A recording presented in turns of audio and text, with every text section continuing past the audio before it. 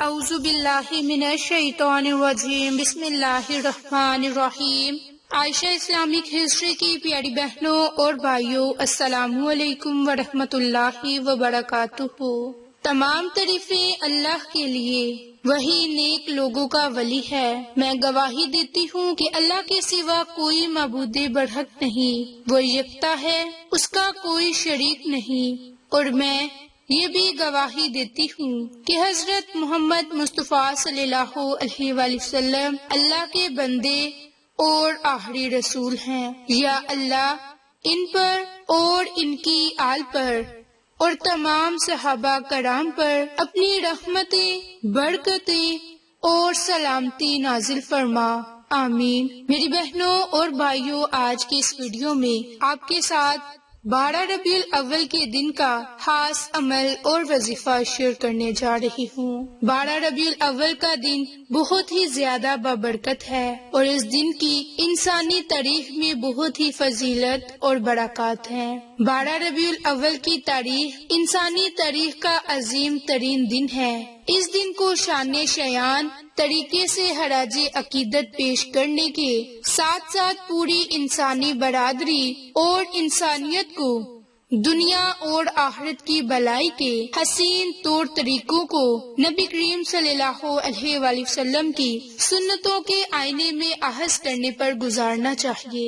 ہر جشن مسرت، ہر جلسہ میلاد بامقصد اور موثر ہونا چاہیے۔ تمام مسلمانوں کو اس دن کی اہمیت کا احساس کرتے ہوئے گزشتہ کا احتساب اور آئندہ کا لائحہ عمل تیار کر کے فلاح اور اصلاح انسانیت کے لیے ایک نئے جوش اور جذبے کے ساتھ مشغول ہونا چاہیے۔ اس تاریخ کے تمام جلسوں، میلاد اور اجتماعات میں سرکار دو جہاں حضرت محمد مصطفیٰ صلی اللہ علیہ وآلہ وسلم کی سماجی، سیاسی، معاشی، معاشرتی اور آئلی زندگی کے تابناک گوشوں کو اجاگر کر کے اور بیان کر کے عوام الناس کو بامقصد عملی زندگی کا آغاز کا سبق دینا چاہیے۔ سرکار دو جہاں کی رحم دلی، امن طلبی، احترام انسانیت، حقوق اللہ اور حقوق العباد، تبلیغ اسلام اور سماجی بائیکاٹ، ترک وطن اور ہجرت، کافروں مشرکوں کے ظلم و ستم، انات اور دشمنی، طرح طرح کی اذیت اور فتنہ فساد جو وہ حضور اور صحابہ کے ساتھ کرتے تھے۔ حضور نبی کریم صلی اللہ علیہ وآلہ وسلم کی رواداری، مساوات، عورتوں کی حقوق اور احترام، بچوں کی تعلیم اور تربیت، ذہنی تعمیر اور حق کی پاسداری، برائیوں کو ختم کرنے کے حسین طریقے، بھائی چارگی، پڑوسیوں کے حقوق وغیرہ پر روشنی ڈالنا، انہیں بیان کرنا بہت ہی ضروری ہے تاکہ آج کے بھٹکے ہوئے انسانوں کو تباہ ہوتے سماج اور معاشرے کو سدھارنے کے لیے سچا جذبہ میسر آ سکے اور عظمت محمد مصطفیٰ صلی اللہ علیہ وآلہ وسلم کو بھی اجاگر کرے اور دیگر اقوام پر بھی اس کے اچھے اثرات مرتب ہو سکیں۔ فلسفہ اور حکمت اور باریکیوں کو عام اجتماعات اور اجلاس میں بیان کرنے سے اپنی قابلیت، صلاحیت کی داغ بٹھائی جا سکتی ہے۔ ہر مسلمان حواس سے عام تک کی ذمہ داری اور عقیدت اور محبت رسول کا تقاضا ہے کہ اپنے آپ کو رسول اللہ صلی اللہ علیہ وآلہ وسلم کی سنتوں کے سانچے میں ڈالنے کا عزم مصمم کر لیں اور ہر منزل پر، ہر موقع پر ان سنتوں کی عملی تفسیر بن کر سامنے آئے۔ دل، زبان اور عمل میں یکسینیت پیدا کریں، ریاکاری اور نام اور نمود سے بچیں، خلوص اور لہلیت کو اپنائیں، اثار اور قربانی پر کمر بستہ رہیں، صبر اور استقلال کا دامن ہاتھ سے نہ چھوڑیں، کسی بھی غریب، ناچار، مجبور کی مقدور بھی مدد کریں، مظلوم کی حمایت، حق کی پاسداری کریں اور اللہ کے بتائے ہوئے رستوں پر عمل کریں۔ میری بہنوں اور بھائیوں، یہ تھی اس مبارک دن کی مختصر فضیلت، برکات۔ اب آپ کے ساتھ خاص عمل اور وظیفہ شیئر کرنے جا رہی ہوں۔ یہ عمل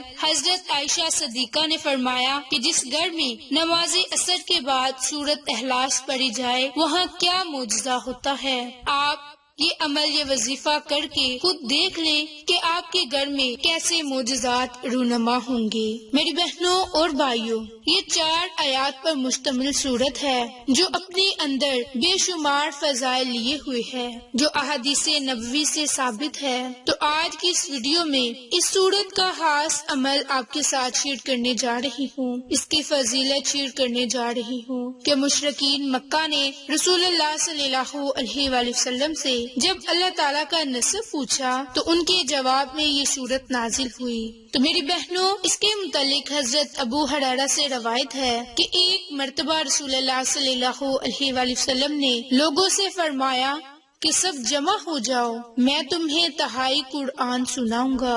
جو جمع ہو سکتے تھے جمع ہو گئے تو آپ تشریف لائے اور قل هو اللہ احد پڑھی، ان کے سورت اخلاص کی تلاوت فرمائی اور ارشاد فرمایا کہ یہ سورت 1/3 قرآن کے برابر ہے۔ باحوالہ ترمذی۔ تو میری بہنوں اور بھائیوں، اتنی زیادہ فضیلت ہے، اتنی زیادہ برکات ہے کہ ہم نماز میں اس سورت کو لازمی طور پر پڑھتے ہیں۔ تو میری بہنوں، اب اس کے پڑھنے کے لیے جو خاص عمل اور وظیفہ شیئر کرنے جا رہی ہوں وہ بہت ہی زیادہ بابرکت ہے اور اس عمل کی بہت ہی زیادہ فضیلتیں اور برکات ہیں۔ میری بہنوں اور بھائیوں، سورت اخلاص کی اتنی زیادہ فضیلت برکات ہے کہ جو کوئی کسی بھی جائز مقصد میں کامیابی حاصل کرنے کے لیے سورت اخلاص کا یہ عمل، یہ وظیفہ کرے گا تو رب کریم اس کے گھر کو رزق اور دولت سے بھر دے گا، اس کے گھر میں رزق اور دولت کی برسات ہوگی۔ یعنی کہ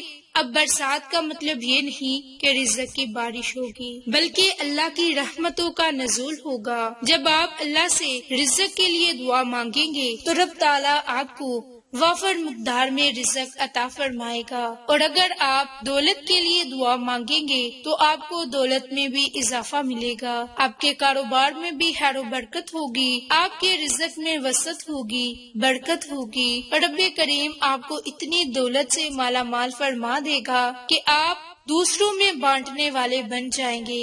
میری بہنوں اور بھائیوں، آپ نے 12 ربیع الاول کے دن نماز عصر ادا کرنے کے بعد اسی جگہ جائے نماز پر بیٹھ جانا ہے اور آپ نے 33 مرتبہ سورت اخلاص پڑھنی ہے۔ میری بہنوں، آپ نے سورت اخلاص جب پڑھنے کے لیے بیٹھنا ہے تو اول میں آخر میں درود پاک کو لازم پڑھنا ہے۔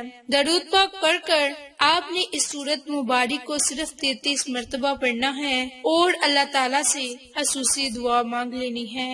انشاءاللہ رب کریم آپ کی ہر دعا کو سنے گا اور قبول فرمائے گا اور آپ کو آپ کے جائز مقاصد میں کامیابی عطا فرمائے گا۔ میری بہنوں اور بھائیوں، یہ وظیفہ، یہ عمل حضرت عائشہ صدیقہ کا بتایا ہوا عمل ہے جس کی بہت زیادہ فضیلتیں برکات ہیں۔ تو آپ نماز عصر کے بعد صرف اور صرف 33 مرتبہ سورت اخلاص کو پڑھ کر کسی بھی جائز مقصد حاجت کے لیے دعا مانگے، انشاءاللہ آپ کی ہر دعا قبول ہوگی۔